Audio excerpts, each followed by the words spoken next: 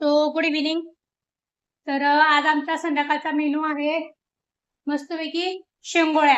काय काय ना माहिती नसेल पण शेंगोळ्या म्हणजे 3-4 प्रकारचे पिठं असतात. आपलं गहू, ज्वारी आणि बेसन आणि बाजरी काय टाकत नाही कारण का बाजरीने जरा काळं होतं.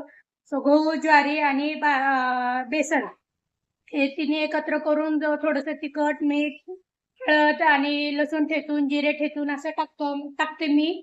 आणि तिखट थोडं कमीच टाकलंय कारण का या पण खातात. सो आता ह्यांना मी ते शेंगोळ्या बनवायला लावलेत बघा.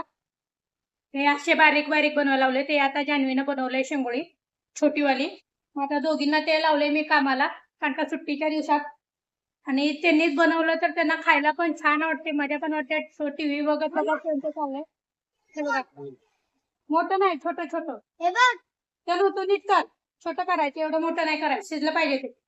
तो आता लागले हे करायला. मी पण भाजी शिजायला टाकली, म्हणजे आमटी शिजायला टाकली. तुम्हाला दाखवते मी. ते बघा, हे आहे शेंगोळ्याची आमटी. याच्यात पण जास्त काय नाही टाकलं. थोडंसं तेल, आपलं जिरे आणि हे काय म्हणतात आपलं जिरे लसूण ठेचून टाकलंय. आपलं रोजचं तिखट टाकलंय आणि पाणी टाकलंय एवढंच आणि मीठ.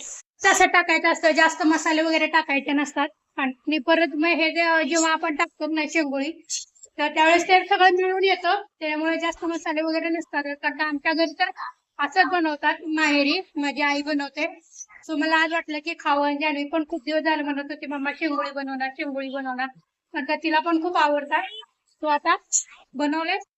अशा आपल्या शेंगोळ्या पण करून झालेल्या आहेत. आणि तर कडलेला पण चांगलं बघा. आता एक घ्यायची, असं सोडायचं, एक एक असं सोडायचं. आता मस्त पैकी बघा आपल्या शेंगोळ्या पण अशा छान अशा करून झालेत बघा. लगेच तुटतायत, त्यांना नाही तोडत मी.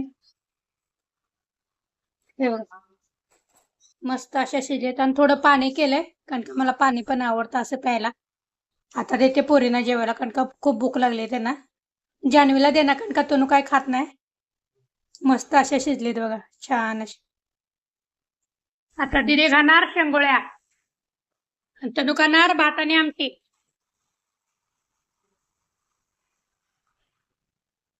छान आहे का? तिखट नाही ना? थोडे तिखट आहे. हा चालते, थोडे ते खावा. टीव्हीकडे लक्ष आहे सगळं.